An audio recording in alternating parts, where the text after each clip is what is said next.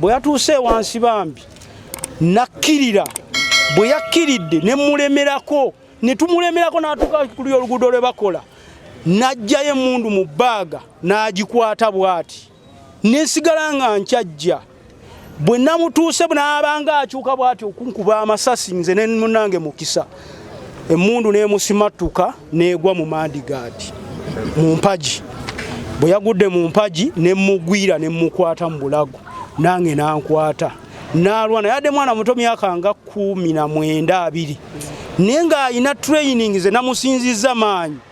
ekyandeetedde ekyo goba omuntu w'emmundu nga siina mmundu Bbosa mukwano gwange yandabirira mu covid nendaja nanyera oyo omusajja yasigaddemu akalamu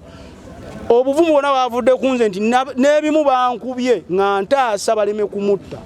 then ne munnange omulala ne bagoba oli eyo bamutuuseko ne bamutta naye ono nalwanye nnyo nga tebamutta oyasigaddemu akalamu ye yasse yamukubye amasasi 3 nga ndaba bwenti era ne mundu yagikookinze wali nga ndaba